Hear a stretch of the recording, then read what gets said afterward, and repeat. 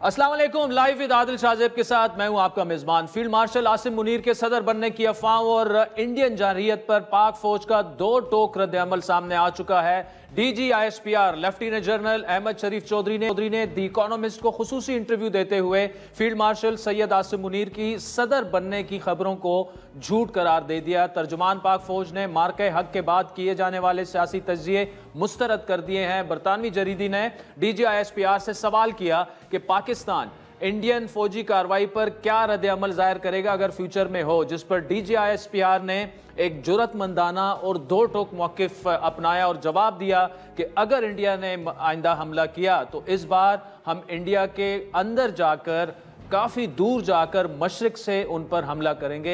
शुरुआत इंडिया के अंदर गहराई से हमला करने से होगी। आपको बताते चलें कि इससे पहले वज़ीर आज़म शहबाज शरीफ भी वाज़े कर चुके हैं कि फील्ड मार्शल ने सदर बनने की ख्वाहिश जाहिर की, ना ही ऐसी कोई तजवीज़ जो है वो ज़ेर गौर है। बात करें सियासत की, तहरीक इंसाफ का गुज़श्ता रोज़ होने वाला एहतजाज पुरअसर ना रहा, वो नाकाम रहा। जिस एहतजाज का शोर जो है वो सोशल मीडिया पर था, वो सड़कों पर खामोशी से हमें नजर आया। PTI की क़यादत ने कारकुनान को तहरीक तो दी, लेकिन उस तहरीक में जान ना डाल सके, जिसका एतराफ़ खुद PTI के तर्जुमान सेनेटर हमायूं मोहम्मद ने गुज़श्ता रोज़ लाइव विद आदिल शाहजेब में भी गुफ्तगू करते हुए किया। उनके हमारी हिकमत अमली जो थी वो नाकिस थी। मैं ये जरूर मानता हूँ कि we could have done much better. हमारे जो लोग जिनको सेनेटर्स और जो MNAs है जिनको अडियाला पहुंचना चाहिए था, उनमें से बाज किसी वजह से, ये पार्लियामान की वजह से ये बात, इनको जरा बेहतर इसको प्लान कर लेना चाहिए। एक जानिब PTI के एहतजाज नाकाम हुआ, दूसरी जानिब अपोजिशन जमातें हुकूमत के खिलाफ कोई मजबूत इत्तेहाद बनाने में नाकाम है। तहरीक तहफ़्फ़ुज़ आईन पाकिस्तान के तहत होने वाली ऑल पार्टीज कॉन्फ्रेंस में PTI और दीगर सियासी जमातों ने शिरकत की, लेकिन उसके इख्तिताम पर किसी किस्म के इत्तेहाद का बाकायदा ऐलान नहीं हुआ और PTI के एहतजाज में भी वो शामिल नहीं हुए। PTI की सोलो फ्लाइट जारी है जिसमें उन्हें नाकामी का सामना है। अब बानी PTI ने यौम आज़ादी यानी 14 अगस्त के दिन एहतजाज की कॉल दे दी है। साथ साथ बाहर मौजूद क़यादत को जेलों से ना डरने की हिदायत भी की है। बानी PTI की हलीमा खान के मुताबिक इमरान खान ने कहा है कि कौम 14 अगस्त को भरपूर तरीके से घरों से बाहर निकले और अपने हुकूक के लिए आवाज़ बुलंद करे। अगली तारीख 14 अगस्त की है। उन्होंने कहा सब भरपूर तरीके से 14 अगस्त को निकले। उन्होंने अपनी जो क़यादत है उनको भी पैगाम भेजा है कि देखो आपका कप्तान खड़ा है, आप जेल से ना घबराएं, आप किसी चीज़ से ना घबराएं। आपने 14 अगस्त को हिम्मत करके ज़रूर निकलना है। तहरीक इंसाफ के गुज़श्ता रोज़ होने वाले इजलास की नाकामी ने जहां पार्टी के कारकुनान को मायूस किया, वहीं एक बार फिर पार्टी क़यादत के मुतज़ाद बयानात भी सामने आ रहे हैं। पार्टी चेयरमैन गुज़श्ता रोज़ होने वाले एहतजाज पर खुशी का इजहार कर रहे हैं, जबकि पार्टी के सेक्रेटरी जनरल सलमान अकरम राजा पार्टी रहनुमाओं के एहतजाज में शामिल ना होने पर नाराज़गी का इजहार कर रहे हैं। उन्होंने यहाँ तक कह दिया कि पार्टी इजलास में इस बारे में बात की जाएगी कि कौन क्यों नहीं आया और एहतजाज के वक्त थे। मैंने अर्ज किया है कि मैं जो अंदरूनी जायजा है इस बात का जरूर लूँगा। पार्टी देगी, पार्टी के अंदर ये मुकालमा होगा, कौन कहाँ था कि हम इसका तयन करते। मुल्क की सियासत में गुज़श्ता कुछ हफ्तों से बानी PTI के साहबजादों की पाकिस्तान आमद और एहतजाज में शामिल होने की बातें गर्दिश कर रही हैं। तहरीक इंसाफ मुसलसल इल्ज़ाम आयद कर रही है कि हुकूमत बानी PTI के साहबजादों को वीज़े जारी नहीं कर रही, जबकि हुकूमत ने उसकी तरदीद की है। लाइव विद आदिल शाहजेब में गुफ्तगू करते हुए इंजीनियर खुर्रम दस्तगीर ने कहा था कि वीज़ों के इजरा का एक प्रोसेस है, जो पूरा होने पर उन्हें वीज़े जारी किए जाएंगे। गुज़श्ता रोज़ बानी PTI की हमशीरा हलीमा खान ने वज़ीर आज़म के सियासी मुशीर राना सनाउल्लाह पर इल्ज़ाम लगाया था कि वो बानी PTI के साहबजादों को गिरफ्तार करना चाहते हैं और गुज़श्ता रोज़ हमने लाइव विद आदिल शाहजेब में राना सनाउल्लाह से यही सवाल किया। उन्होंने क्या कहा, उनका जवाब सुन लीजिए। अगर तो उन्होंने आना था सिर्फ अपने वालिद को मिलने के लिए तो फिर तो गिरफ्तारी का कोई सवाल ही नहीं है, लेकिन अगर उन्होंने जो है वो तहरीक को लीड करने आना था, उन्होंने सियासत में हिस्सा लेना था, तो फिर तो ये उनके फ़ायदे की बात थी। उनको गिरफ्तार करते तो फिर ही वो लीडर बनेंगे ना। पीटीआई को जहां इलेक्शन कमीशन के सख्त फैसलों का सामना है, वहीं आज पेशावर हाई कोर्ट की जानिब से कुछ ठंडी हवा का झोंका भी उन्हें मिला। पेशावर हाई कोर्ट ने सेनेटर शिबली फराज और जरताज गुल समेत बाकियों की 11 अगस्त तक हिफाजती जमानत मंजूर कर ली है, गिरफ्तार ना करने की हिदायत की है। आपको बताते चलें कि गुज़श्ता रोज़ पेशावर हाई कोर्ट ने उमर अयूब समेत कई रहनुमाओं की 8 अगस्त तक हिफाजती जमानत मंजूर की थी। इसके साथ साथ पेशावर हाई कोर्ट ने उमर अयूब और शिबली फराज की दरख्वास्त पर इलेक्शन कमीशन को 5 अगस्त के नोटिफिकेशन पर मजीद कार्रवाई से भी रोक दिया है। इन तमाम मामलों पर बात करेंगे। हमें ज्वाइन किया है तहरीक तहफ़्फ़ुज़ आईन पाकिस्तान के वाइस चेयरमैन मुस्तफ़ा नवाज खोखर, जबकि प्रोग्राम के अगले हिस्से के साथ JUI के सीनियर रहनुमा इंजीनियर ज़ियाउर रहमान और वफाकी वजीर जनाब राना तनवीर भी हमारे साथ होंगे। मुस्तफ़ा नवाज खोखर साहब, thank you so much for joining अस। 2 दिन आपने APC का कामयाब इनेकाद करवाया, लेकिन उसके बावजूद हमें उस तरह से मुतहिदा और मजबूत अपोजिशन नजर नहीं आ रही जो कि हमने माजी में देखी। क्या वजूहात हैं उसकी? मतलब कल PTI का एहतजाज था, सलमान अकरम राजा ने ऐलान किया था कि आप भी उस प्लेटफॉर्म से एहतजाज का हिस्सा होंगे, लेकिन कल PTI खुद सामने आई, तहरीक तहफ़्फ़ुज़ आईन पाकिस्तान उसमें शामिल नहीं थी। जी, वो इम्पैक्ट नहीं बना पाई जो इम्पैक्ट का ताल्लुक है जी। तो उसमें एक चीज जो कंसिडर करनी चाहिए वो ये है कि पिछले 2-3 सालों से तहरीक इंसाफ जिन कठिन मराइल से गुजरी है, जो आग के दरिया उसने अबूर किए हैं, जो क्रैकडाउन उसने फेस किया है, उसको भी मद्देनजर रखना चाहिए। और जो मेन इसके अंदर पॉइंट होता है कि किसी भी ऑपोजिशन की मूवमेंट में या किसी भी जमात की कि उनका स्टांस, उनका स्टैंड अभी तक कायम है या नहीं है। इसमें कोई शक नहीं है कि इमरान खान साहब बहुत पॉपुलर लीडर हैं। कौमी असेंबली में उनकी जमात अक्सरियती जमात है, लेकिन जो उनके साथ किया जा रहा है उनकी जमात के साथ, आज भी अगर इलेक्शंस कराएं तो मेरे ख्याल से नताइज का हम सबको पता है कि वो इलेक्शन फेयर एंड स्क्वायर शायद उनकी जमात जीत जाए और बड़ी अक्सरियत से जीत जाए। लेकिन इस चीज को मटीरियलाइज करने में, उनकी रिहाई की सूरत में वो स्ट्रैटेजी के ऊपर उन्हें भी गौर करना चाहिए कि वो किस तरह मुमकिन बना सकते हैं। हमारे ख्याल में वो इस तरह मुमकिन हो सकती है कि कॉन्वर्सेशन, एक बड़ी कॉन्वर्सेशन हो कि जिसमें मुल्क में बड़े तस्फिये की बात हो, कि जहां पर पॉलिटिकल पोलराइजेशन को खत्म करने की बात हो, आइन की सुप्रीमेसी की बात हो, इलेक्शंस की क्रेडिबिलिटी हमने दोबारा इस मुल्क में कैसे रिस्टोर करनी है उसकी गुफ्तगू हो। तो ये जो सारी गुफ्तगू है इनका नतीजा निकलना अहम है ताकि मुल्क आगे चल सके। ये थोड़ा सा मेरे ख्याल में, मुझे तो ये एटलीस्ट अनफेयर क्रिटिसिज्म लगता है कि बंदे हम बैठकर गिनना शुरू करें कि कितने बंदे निकले, कितने बंदे नहीं निकले। आज कभी या कल कभी अगर इलेक्शन आप करा लें तो उसका रिजल्ट तो आपको और मुझे सबको पता है। बहुत सी वजूहात थी कि लोग नहीं निकल पाए, लेकिन खुद तहरीक इंसाफ के रहनुमा मानते हैं कि कल के एहतजाज के लिए उनकी हिकमत अमली जो थी वो फ्लॉट थी। इस वक्त अगर PTI को देखें तो जिस तरह आप कह रहे हैं कि PTI एक मकबूल जमात है, इमरान खान एक मकबूल लीडर हैं, इन तमाम फैक्टर्स के बावजूद फवाद चौधरी जैसे लोगों का ख्याल है कि PTI जो है इन फैक्टर्स को कैपिटलाइज नहीं कर पाई, इस मकबूलियत को। उसकी वजह क्रैकडाउन भी हो सकता है, दीगर मामला तो हैं, लेकिन देखिए मौलाना साहब जैसे जय्यद रहनुमाओं को करीब लाकर उन्होंने फिर धुतकार दिया। एक वाइडर ओपोजिशन बनाने में PTI कामयाब हो सकती थी, लेकिन वो नहीं हो पाई। आपकी छतरी के नीचे ओपोजिशन जमा हो गई, PTI ये नहीं कर पाई। लेकिन जो PTI की इंटरनल पॉलिटिक्स है उसके ऊपर तो मेरा कमेंट करना मुनासिब नहीं है। लेकिन आप इस चीज को भी ज़हन में रखें कि जिस वक्त मियां नवाज शरीफ साहब जेल में थे तो क्या उनकी जमात कोई उनकी रिहाई के लिए एक मुतहर्रिक तहरीक, जानदार तहरीक चला पाई थी? नहीं हुआ ऐसा। हालांकि शहबाज शरीफ साहब भी उस वक्त बाहर थे, आसिफ अली जरदारी साहब जब जेरे हिरासत थे तो क्या पीपल्स पार्टी एक उनकी रिहाई के लिए जानदार तहरीक चला पाई? नहीं, ऐसा नहीं हुआ।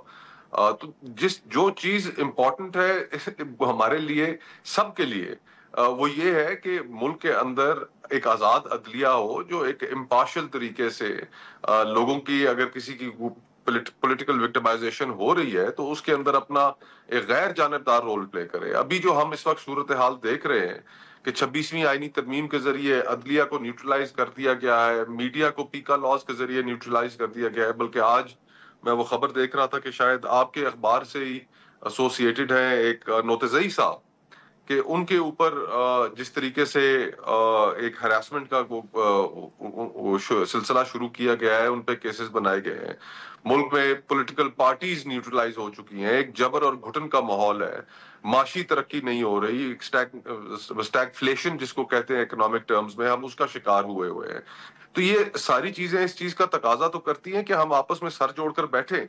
और जहां तक इस चीज का ताल्लुक है कि मौलाना साहब इत्तेहाद में आए नहीं आए, तो वो हर जमात की अपनी हिकमत अमली जरूर होती है। जब पीटीएम बना था तो उस वक्त भी कुछ ऑपोजिशन की जमातें थी जो नहीं शामिल हुई थी और बाद में चल के शामिल हुई।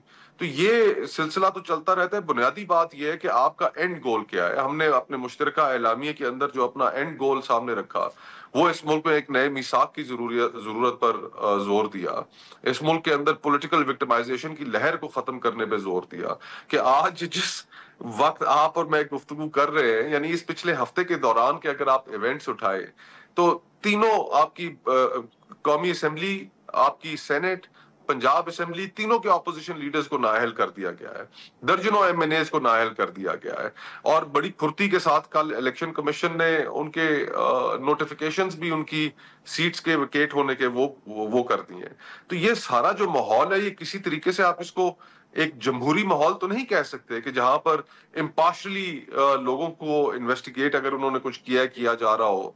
हमने 9 मई के केसेस में ये देखा है कि प्रोसिक्यूशन हुई है और प्रोसिक्यूशन का जो आंसर है वो कम था। जिन लोगों ने प्रेस कॉन्फ्रेंसेस की वो पाक और साफ हो गए। मैं कितने एमएनएस को जानता हूं जो 9 मई के केसेस में इन्वॉल्व थे, लेकिन आज हुकूमती बेंचेस पर बैठे हैं। और फिर आखिर अगर आपने प्रोसिक्यूशन सिर्फ इस बुनियाद पर करनी है कि जनाब सोफे के पीछे कोई छुपा हुआ था, तो फिर सारे प्रोसेस के ऊपर सवालात तो। आपने खोकर साहब वाइडर डायलॉग की बात की। अब पीटीआई मुज़ाकरात तो करना चाहती है लेकिन एस्टेब्लिशमेंट से करना चाहती है। आपका पॉइंट ऑफ व्यू कुछ और है। कल वजीर कानून का बयान है कि अगर 26वीं आईनी तरमीम पर कोई एतराज़ात अपोजिशन को हैं तो आए बैठें बात करें, कापियां फाड़ देने से तो मसाइल नहीं हल होंगे। तो जो ने कहा था आपने उठाए, अगर पीटीआई उन पर हुकूमत से मुज़ाकरात करने के लिए तैयार नहीं तो क्या आपकी जो पोजीशन है तरीके तहफ़्फ़ुज़ आईन पाकिस्तान, क्या वो हुकूमत के साथ क्यों नहीं एंगेज फिर कर लेती? क्योंकि पीटीआई का तो एक ही नुक्ता है, इमरान खान की रिहाई से आगे पीछे तो वो बात ही नहीं कर रहे। देखिए, मुश्तरका एलामिया जब हमने किया तो उसमें जहां पर और जमातें भी शामिल थी उसमें तहरीक इंसाफ भी शामिल थी। ये मुश्तरका एलामिया को तहरीक इंसाफ की रजामंदी के बगैर जारी नहीं हुआ। और इसमें हम हुकूमत, आप उसको एक साइड पर रखें, हम जो बात कर रहे हैं वो पॉलिटिकल पार्टीज के दरमियान एक कंसेंसस की है कि रूल्स ऑफ द गेम आप तय करें कि अगर हमने वही दायरों का सफर जारी रखना है और अगर मियां नवाज शरीफ साहब और आसिफ जरदारी साहब इसी दायरों के सफर के ऊपर मुतमईन है तो फिर ना तो ये जमहूरियत की कोई खिदमत है और ना ही इस निजाम की कोई खिदमत है, ना ही पाकिस्तान के अवाम की। क्योंकि इसके नतीजे में जो कॉम्प्लिकेशंस क्रिएट हो गई हैं, आज सिविलियन स्पेस खत्म होकर रह गई है। तो इस सारी सूरत हाल को ठीक करने के लिए, पोलराइजेशन और विक्टिमाइजेशन को खत्म करने के लिए सियासी जमातों को आपस में बैठना होगा। और को हमने बैठकर आपस में इत्तेहाद तो तय नहीं करना, हमने तो ये तय करना है कि आइंदा आने वाले इलेक्शंस वो कैसे कंडक्ट किए जाएंगे, उसकी क्रेडिबिलिटी कैसे रिस्टोर होगी।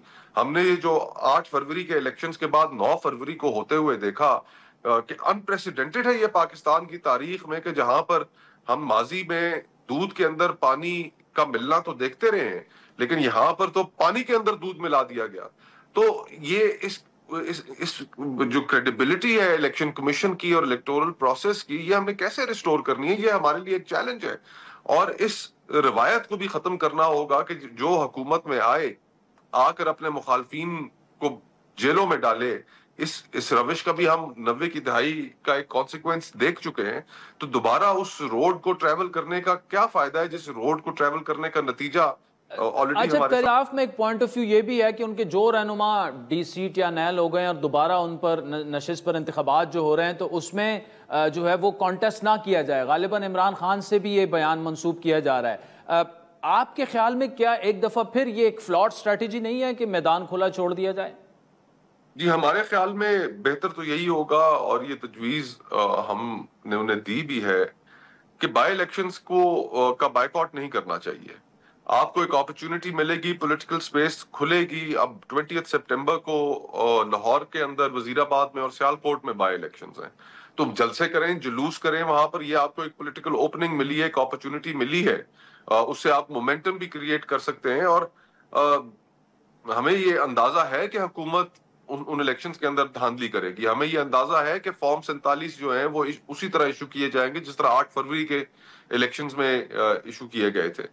तो लेकिन हमारी तजवीज ये होगी कि स्पेस नहीं छोड़नी चाहिए और कंटेस्ट करना चाहिए, और एक मोमेंटम बनाने में ये सारी सूरत हाल मदद साबित हो। मुस्तफा नवाज खोखर साहब, thank you so much for joining अस। नाज़रीन, अपोजिशन के सीनियर रहनुमाओं की गुफ्तगू आपने सुनी और वजूहात हमने ये जानना चाहें कि क्यों नहीं ये इत्तेहाद अपोजिशन का हो पा रहा। JUI का तस्करा मुस्तफा नवाज खोखर साहब ने किया। ब्रेक के बाद JUI के सीनियर रहनुमा इंजीनियर ज़ियाउर रहमान हमें ज्वाइन करेंगे।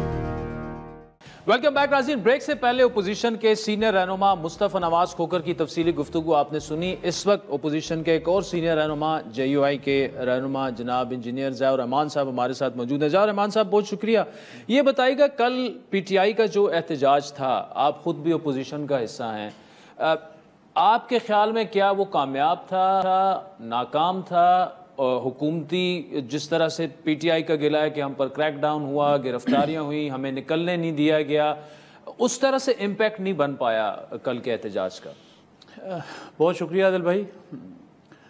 देखिए, मैं तो इसको जांचने के लिए एक पैमाना मैंने मुकर्रर किया है, कल भी मैंने इस पर बात की है। आपकी बात या उनकी बात कि जी पंजाब में क्रैकडाउन हुआ, सिंध में हुआ, कहीं और हुआ, ये फार्मूला KP में क्यों नाकाम हुआ, जहाँ उनकी अपनी हुकूमत है, जहाँ उनकी अपनी इंतज़ामिया है, जहाँ उनकी अपनी लीडरशिप है, जहाँ उनके अपने वज़ीर आला रैली को लेकर निकले और फिर खिताब किए बगैर वापस चले गए, वहाँ क्यों नाकाम हुआ? ये एक ऐसा लम्हा फ़िक्रिया है PTI के लोगों के लिए कि सोचना पड़ेगा उनको कि आप ये चीज़ पंजाब में तो कह सकते हैं कि वहाँ पर क्रैकडाउन हुआ है, निकलने नहीं दिया गया, आपके अपने सूबे में एहतजाज की हालत क्यों हुई है और आप अपने लोगों को अपने लीडर के लिए क्यों नहीं निकाल पाए? ये एक ऐसा सवाल है जिसका जवाब PTI को देना पड़ेगा। नहीं, ये आपके ख्याल में क्या अली अमीन फिक्स मैच खेल रहे हैं कि आए लेके लोगों को लेके आए, तकरीर किए बगैर चले गए? ये कोई पहला फिक्स मैच है आदिल भाई जो उन्होंने खेला है? हमेशा से अली अमीन के बारे में तो बड़ा वाज़ेह ओपिनियन है मेरा भी, हमारी जमात का भी,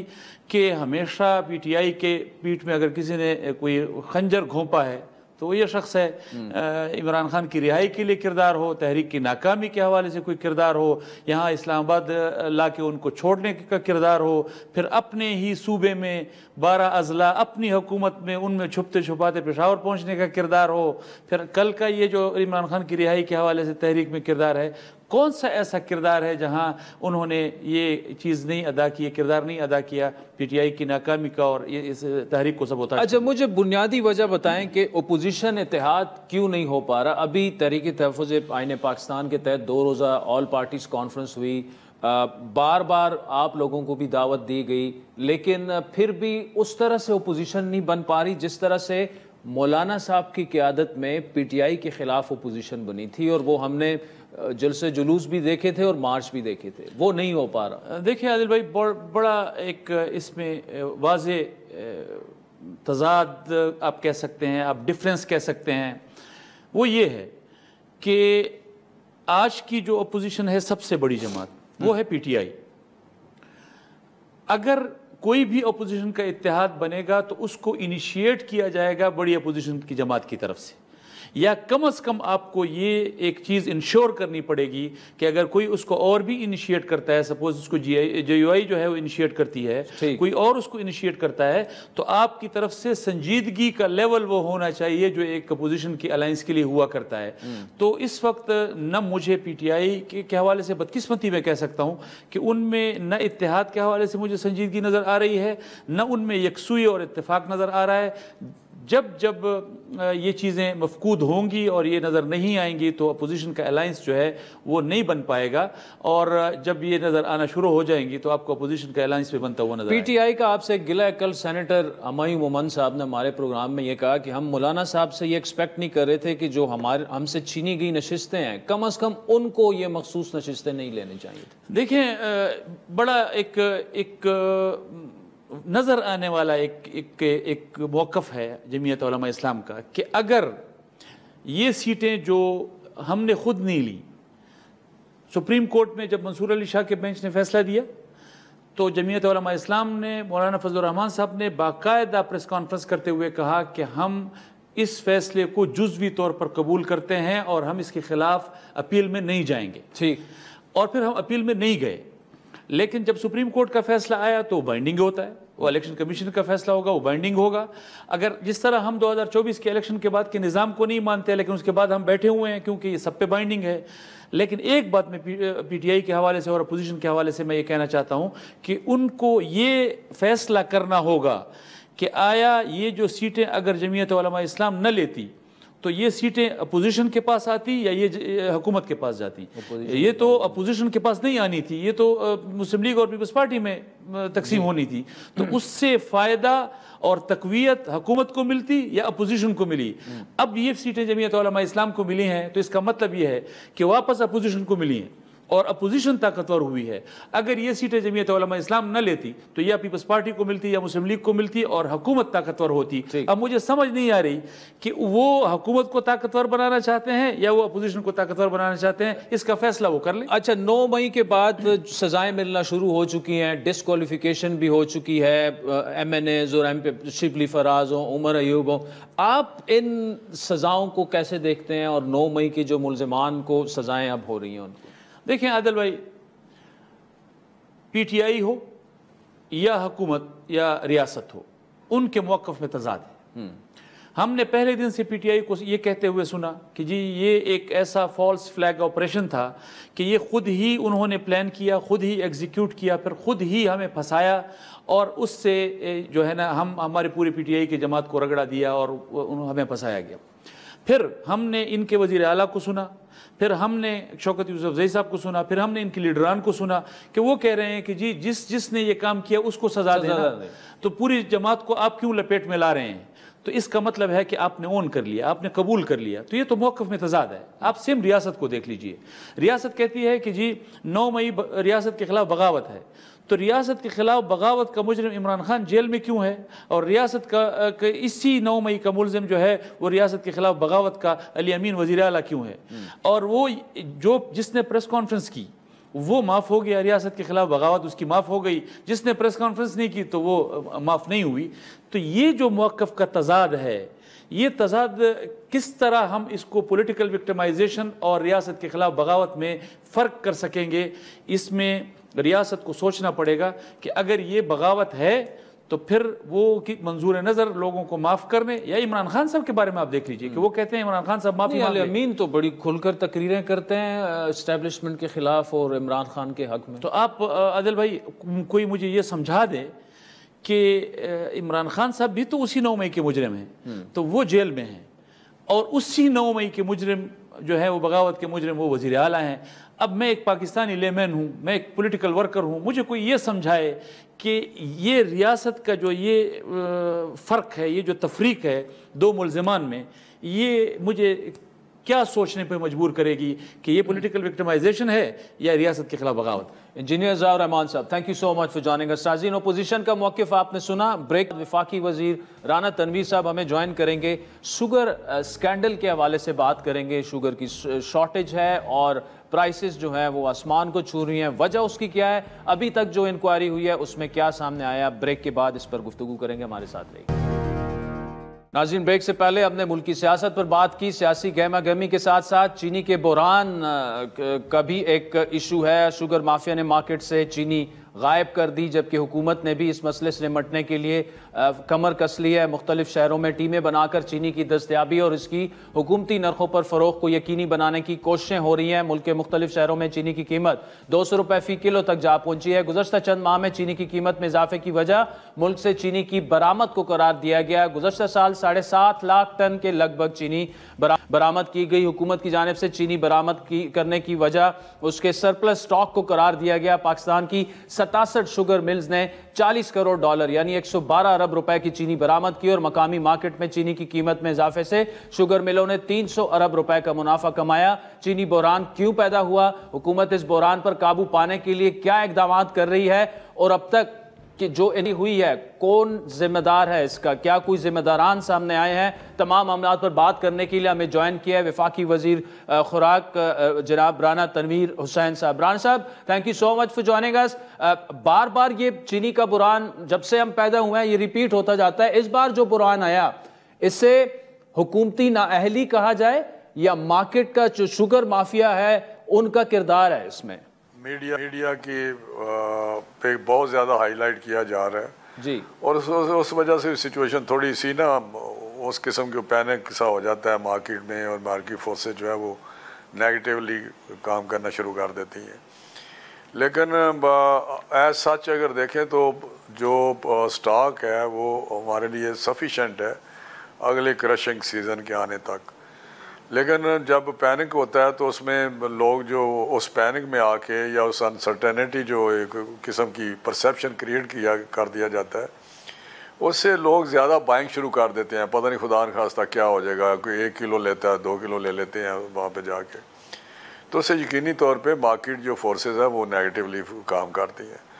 तो अभी भी मैं समझता हूँ कि चीज़ें बेहतरी की तरफ जा रही हैं, इसमें कोई शक नहीं कि उस सिचुएशन से फ़ायदा उठाते हुए जो मिल ओनर हैं उन्होंने भी उससे फ़ायदा उठाया, और जो बीच में मिडल मैन आप कहते हैं या जिसको स्टॉकिए कहते हैं, जो होल्डिंग करते हैं या सट्टा खेलते हैं, सट्टा का बहुत बड़ा रोल है इस जो इस सेक्टर में, चीनी में बहुत बड़ा रोल है उनका। तो वो इस किस्म सिचुएशन में आके ज़्यादा प्ले कर सकते हैं जो बड़े प्लेयर हैं, इनके 3-4 हैं। तो ये सारी चीज़ें मिल मिला के सिचुएशन तो ख़राब हुई जो इस वक्त अंडर कंट्रोल है, और गवर्नमेंट ने इस पर जो मेजर्स लिए हैं, जो कोर्सिव मेजर्स भी लिए हैं, एडमिनिस्ट्रेटिव मेजर्स भी लिए हैं, कुछ इंटरवेंशन भी की है, तो कुछ इंपोर्ट भी हम कर रहे हैं। तो उससे मेरा ख्याल है सिचुएशन इस वक्त, अभी मैं रिपोर्ट देख रहा था, डेली सुबह 9 बजे एक मीटिंग होती है प्रोविंसेस लेवल पे है। बेसिकली तो प्रोविंसेस का बेसिकली काम है, तो उनको हम कोऑर्डिनेट करते रहते हैं, तो वो सुबह 9 बजे करते हैं, फिर 4 बजे करते हैं। तो अभी मैंने रिपोर्ट देखी है, वो सिचुएशन जो रिपोर्टेड है वो कंट्रोल में है। इक्का दुक्का जगह हो सकते हैं वाकयात, फार फलंग एरिया में इस सिचुएशन से कोई फ़ायदा उठाता हो, किसी गली में छोटी में, तो मैं समझता हूँ कि इस वक्त ओवरऑल आप सिचुएशन उस तरह नहीं है जिस अच्छा, राना साहब, क्या वजह है कि जब ये रिपोर्ट हो जाता है जी हमारे पास अब चीनी सरप्लस में ज़्यादा है, उसको एक्सपोर्ट कर दिया जाता है, फिर चंद माह बाद पता चलता है ओहो ये तो चीनी की किल्लत है, इससे कीमतें ऊपर चली जाती हैं, इससे चंद लोगों को फ़ायदा होता है। लेकिन देखा जाए तो ये किसी एक सियासी जमात के दौर में नहीं, हर दौर में ये बहरान हम देख रहे हैं। मतलब गुज़श्ता दौर में भी हुआ, अब फिर दोबारा मतलब फिर रिपोर्ट्स बन जाती हैं, सब कुछ हो जाता है, लेकिन अगले साल दोबारा यही स्कैंडल फिर आ जाता है। देखिए, बड़ा आपका ये अच्छा क्वेश्चन है। जो पिछले गवर्नमेंट में एक्सपोर्ट हुई और इंपोर्ट हुई जी, मैंने 2-4 दफ़ा बताया है टीवी पे भी और मीडिया के सामने कि उस वक्त सिचुएशन ये थी कि शॉर्टेज थी, और शॉर्टेज के बावजूद एक्सपोर्ट की गई। वो उस वक्त जो भी कहा गया कि नहीं, लेकिन शॉर्टेज थी, और फिर इंपोर्ट की इमीडिएटली। अब इस वक्त जो सिचुएशन है वो ये थी कि हमारे पास सरप्लस था, कोई ऑलमोस्ट हमारी जो कंजम्पशन है वो 6.3 है मिलियन मेट्रिक टन, और जो हमारे पास स्टॉक था वो 7.6 था, 13 लाख टन ज़्यादा थी, जैसे गलट था, और मार्केट आलमोस्ट क्रैश कर गई थी। उस वक्त 119 भी थी पर किलो, 138 से चली गई एक्सपोर्ट में इजाज़त देने के बावजूद, और फार्मर का जो फ्यूचर था वो भी स्टेक लगा हुआ था। तो ये बड़ा एक सही वेल थॉट पूरे डाटा के साथ, और उसमें कोई एक नहीं होते, प्रोविंसेस होते हैं उनका डाटा होता है, फिर और बहुत सारे FBR का डाटा होता है, बहुत सारा प्रोसेस होता है, और फिर 3-4 फोरम होते हैं जहाँ पे ये डिस्कस होता है। तो ये एक सरप्लस था जिसको 5 लाख का बफर स्टॉक रख के उनको इजाज़त दी गई, 5-5.5 लाख टन मेट्रिक टन चीनी रख ली जो 1 महीने की हमारी कंजम्पशन है। तो ओवर एंड अबव रख लिया, और ये प्रोजेक्शन ये थी जो आपका सवाल है कि अगले साल शॉर्टेज, अगले साल की प्रोजेक्शन ये थी कि एरिया जो सोइंग एरिया है शुगर केन का वो 2% ज़्यादा है आप पिछले साल से, जब 13 लाख ज़्यादा थी प्रोडक्शन। लेकिन जब वो ग्रोथ और जब वो ग्रो हुआ, जब मैच्योर हुआ, तो उस वक्त क्लाइमेट चेंज की वजह से जो मौसमियाती तब्दीली, जो उसकी हीट आई, उस पर जो गन्ने का जो रस था या कंटेंट्स थे या सेक्रोज था, वो कम हो गया हीट की वजह से और उसकी यील्ड भी कम हुई। लेकिन जब 30 अप्रैल को ये ख़त्म होता है, तो उस वक्त 30 अप्रैल को जब क्लोजिंग हुई, तो ये जब प्रोजेक्शन ये थी कि मोर दैन होगा, ये 7 मिलियन से ज़्यादा 7.2 या 7 मिलियन मैट्रिक टन होगी चीनी अगले साल, जो कि सरप्लस होगी अगेन। तो 5 लेकिन हुई कितनी? 5.8, 58 लाख। तो 58 लाख मैट्रिक टन हुई, तो हमारी कंजम्पशन से भी वो कम थी 6.3 से। ये एक नेचुरल, देखे ना, कोई अगर आज आप कहें कि जी चावल का फसल ज़्यादा होगा अगले साल, और कोई खुदा न खास्ता फ्लड आ जाता है या कोई ऐसी कैलेमिटी आ जाती है, तो उससे कोई इम्पैक्ट आता है, तो वो प्रोजेक्शंस आपकी जो है वो जो यील्ड की कम हो जाएगी, जो प्रोडक्शन है। तो ये उस नेचुरल एक फिनोमेना था, लेकिन वो 5 लाख प्लस करके 6.3 हो गई। अब हमारा रिक्वायरमेंट पूरी है, लेकिन उसको क्योंकि नेक टू नेक है, उससे इन्होंने मैनिपुलेट किया, उसे थोड़ा सा एक पैनिक मैनेज था, मैनिपुलेटेड था, मीडिया से किस तरह से कहा गया, क्या हुआ।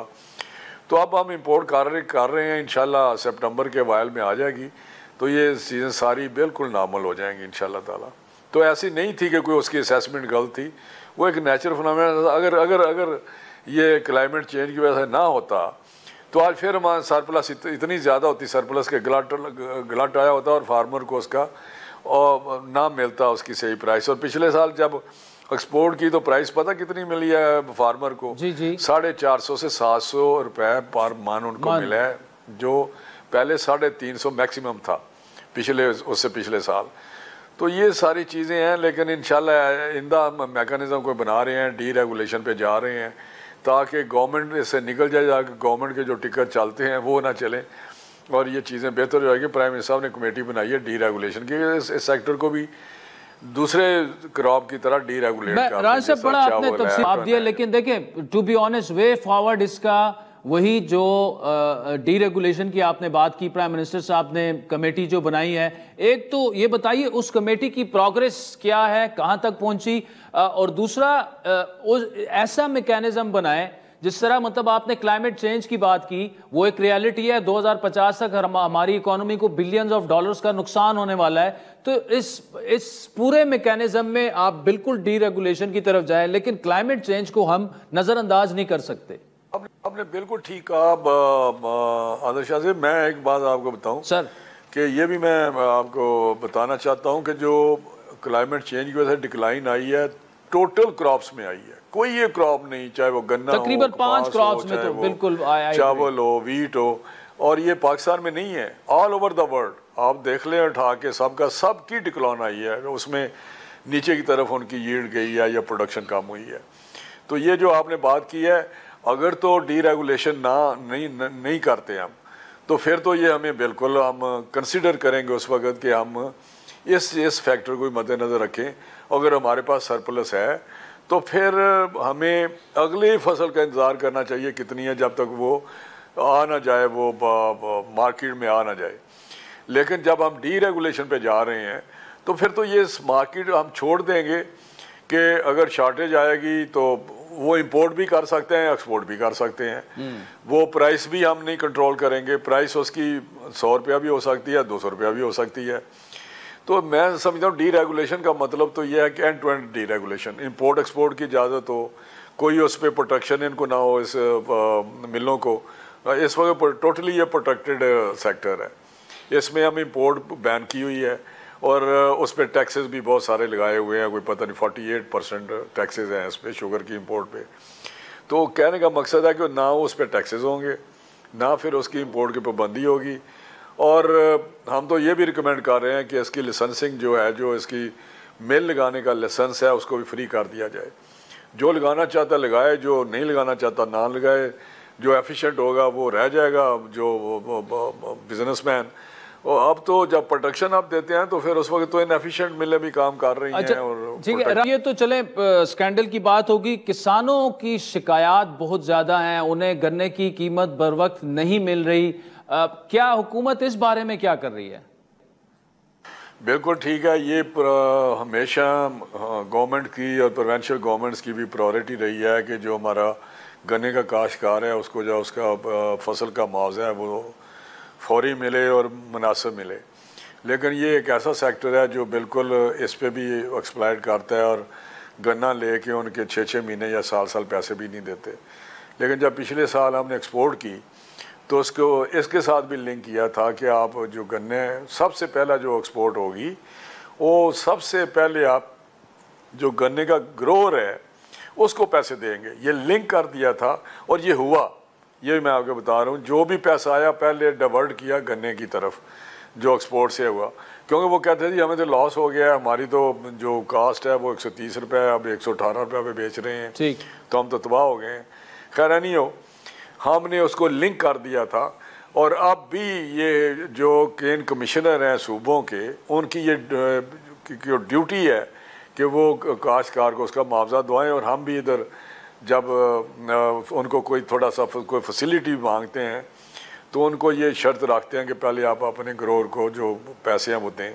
तो मेरा कोई इक्का दुक्का मिल है जिसकी मुझे शिकायत आई है, बाकी मेरा इस वक्त राना तनवीर हुसैन साहब वफाकी वजीर खुराक हमारे साथ मौजूद थे। नाज़रीन, वक्त तो चाहता है एक ब्रेक का, जिसके बाद डोनाल्ड ट्रंप ने 50% तक टैरिफ पहुंचा दिया है इंडिया पर। तफसीली गुफ्तगू करेंगे ब्रेक के बाद। वेलकम बैक नाज़रीन। अमेरिका और इंडिया के दरमियान तिजारती कशीदगी में मजीद इजाफा हो चुका है। अमेरिका ने इंडिया पर मजीद 25% दरामदी टैरिफ आयद कर दिया है, जिसके बाद मजमूई टैरिफ की शरह 50% तक पहुंच चुके हैं। गुज़श्ता रोज आपको याद दिलाते चलें कि अमेरिकी सदर डोनाल्ड ट्रंप ने इंडिया पर आइंदा 24 घंटों में मजीद टैरिफ लगाने का ऐलान कर दिया था। अमेरिकी सदर ने अपने पैगाम में कहा था कि इंडिया के मौजूदा 25% टैरिफ में इजाफा किया जाएगा। दोनों ममालिक के दरमियान टैरिफ जंग की सबसे बड़ी वजह इंडिया का रशिया से ऑयल खरीदना बताया जा रहा है। इस हवाले से अमेरिकी सदर डोनाल्ड ट्रंप का यह कहना है कि रूस से तिजारत करने वाले मुल्क पर 500% तक टैरिफ आयद हो सकता है। इंडिया को रशियन तेल खरीदने की कीमत चुकानी होगी। रशिया से कुर्बत पर इंडिया को सजा दी जाएगी, जबकि व्हाइट हाउस की जानिब से कहा गया है कि इंडिया से दरामद की जाने वाली अशिया पर इजाफी ड्यूटी आयद करना बिल्कुल मुनासिब और जरूरी है, क्योंकि इंडिया रूस से तेल दरामद कर रहा है।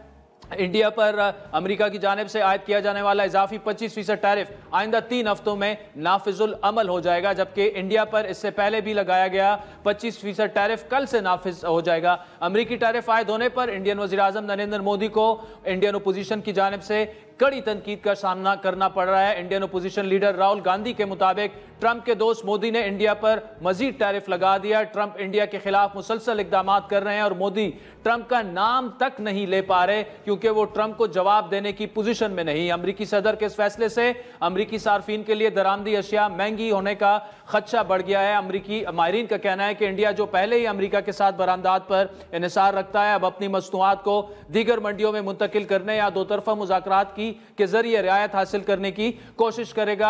ज्यादा टैरिफ से दोनों ममालिक के लिए महंगाई में इजाफा हो सकता है और अगर यह सिलसिला जारी रहा तो न सिर्फ दो तरफा तिजारत में कमी आएगी, बल्कि दोनों ममालिक के जो ताल्लुकात हैं, जिसे मिसाली स्ट्रेटेजिक ताल्लुकात कहा जा सकता था, उसमें भी खासी दरार पैदा हो चुकी है और ये खलीज मजीद जो है वो वसी होगी। अमेरिका के इंडिया पर इजाफी टैरिफ के मुमकिन असरात पर बात करेंगे। हमारे साथ मौजूद है माहिर मईशत और SDPI के सरबराह डॉक्टर आबिद कयूम सुलैरी साहब। डॉक्टर साहब बहुत शुक्रिया।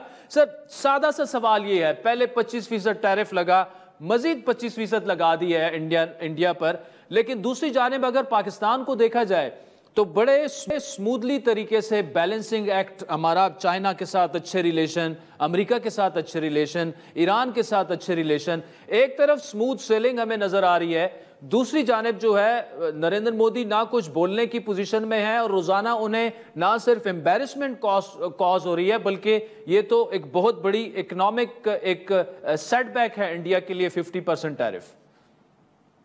शुक्रिया आदिल। देखिए, बैलेंसिंग एक्ट होना जो है वो जुर्म नहीं है। जो असल जुर्म है वो ये है, अगर आप सबसे इक्वली अच्छे मुस्बत ताल्लुकात रखें तो शायद आप पे कोई एतराज़ नहीं करेगा, लेकिन इंडिया ने तो बाकायदा तौर पे जो इंडो पैसिफिक ग्रुप है और जो क्वाड है, जो 4 मुल्कों का इकट्ठ था चाइना के खिलाफ, उसको ज्वाइन किया।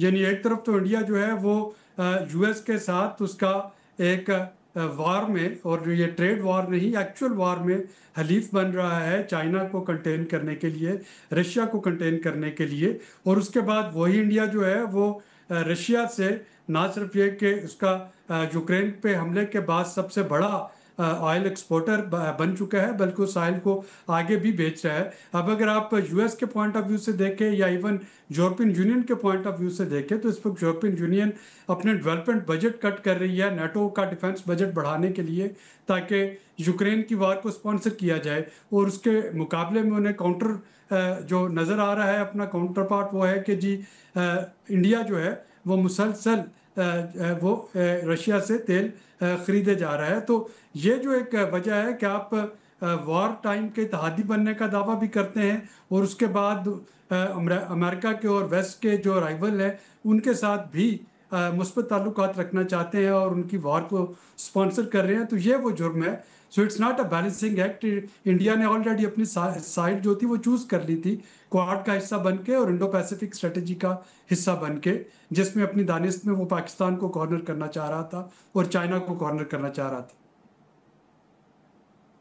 अच्छा डॉक्टर साहब, दूसरे बताइएगा, इस 50% टैरिफ का ऑब्वियसली एक तो इसके असरात इंडियन इकोनॉमी पर क्या होंगे, दूसरा इंडिया खुद को एक मैन्युफैक्चरिंग हब बनाना चाह रहा था एशिया पैसिफिक में, और ऑब्वियसली उसमें अमेरिका का भी एक रोल था, वो भी अब होते हमें नजर नहीं आ रहा। फ्रैंकली स्पीकिंग शायद इससे इसकी इकोनॉमी के पे बहुत ज़्यादा असर नहीं पड़ेगा। टोटल जो बायलैटरल ट्रेड है दोनों मुल्कों की तकरीबन 130 से 135 बिलियन डॉलर की है। इंडिया की जो टोटल एक्सपोर्ट है यूएस के लिए वो तकरीबन 87 बिलियन डॉलर की है। ये इंडियन इकोनॉमी के लिए बहुत बड़ा नंबर नहीं है, लेकिन जो असल उस पर इम्पैक्ट आ रहा है वो आ रहा है उसकी क्रेडिबिलिटी का और उसकी जो इन्वेस्टमेंट डेस्टिनेशन होने का जो दावा कर रहा था। आपको पता है कि इस वक्त अमेरिका में बिकने वाले मेजॉरिटी आईफोन जो है वो इंडिया में असेंबल हो रहे थे, चाइना से डाइवर्ट करके एप्पल ने अपनी मैन्युफैक्चरिंग जो है वो इंडिया में लेके आया था। और ट्रंप ने पहले ही 2 महीने पहले एप्पल को वार्न कर दिया था कि उसको इंडिया से अपनी इन्वेस्टमेंट जो है वो रोल बैक करना होगी, वरना उसको बड़े शदीद टैरिफ का सामना जो है वो करना पड़ सकता है। तो ये जो India as an investment destination अपने आप को पोर्ट्रेट कर रहा था, उसको धचका लगा है। सेकंड, इंडिया की जो एम्बिशन है इस वक्त ब्रिक्स के साथ मिलके दुनिया की 5वीं बड़ी मईशत होने की हैसियत से एक जियोपॉलिटिकल जो वेटेज गेन करने की उन कोशिशों को काफ़ी धचका जो है वो पहुंचेगा। और एक दफ़ा दोबारा से ये जो हालिया टैरिफ है इंडिया पे, उससे आपको एक चीज़ साबित होती है, और वो ये है कि अगर हम दुनिया में माइट्स को देखें, जाइंट्स को देखें, तो 3 तरह के हैं। एक जिनकी मुआशी ताकत है जिसमें जो अमेरिका, चाइना, इंडिया, रशिया ये शामिल हैं। दूसरी जिनकी मिलिट्री ताकत है जिसमें कि अमेरिका, चाइना, रशिया शामिल है। और तीसरी जिनकी पॉलिटिकल ताकत है, और उस पॉलिटिकल ताकत में अमेरिका की सुप्रीमेसी बहरहाल अभी तक अनचैलेंज्ड है। पूरी दुनिया में कहीं भी कुछ होता है तो वहाँ पे बाकी आपकी इकोनॉमिक या आपकी मिलिट्री माइट्स वहाँ पे नहीं आती हैं। चाइना वहाँ पे छुड़ाने के लिए नहीं आता, सुलह कराने नहीं आता है, वहाँ पे अमेरिका आता है। और अमेरिका का जियोपॉलिटिकल जो एक इन्फ्लुएंस है वो बहरहाल है। अब इंडिया जो है वो उस जियोपॉलिटिकल इन्फ्लुएंस तक पहुँचना चाह रहा है, जो कि उसमें उसको मुंह की खानी पड़ रही है, सिर्फ इस वजह से कि वो तमाम कश्तियों में पाँव रख के वो उस जियोपॉलिटिकल इन्फ्लुएंस हासिल करने के लिए ओवर एम्बिशियस हो रहा था। और यही एक वजह है कि उस पर 50% टैरिफ जो है वो स्लैब कर दिए गए हैं। डॉक्टर आबिद कयूम सुलेरी साहब, थैंक यू फॉर जॉइनिंग अस। नाज़रीन, आज के प्रोग्राम पर फीडबैक जरूर दीजिएगा। हमारा ट्विटर हैंडल है @आदिल शाहज़ेब। इजाजत दीजिए, खुदा हाफिज।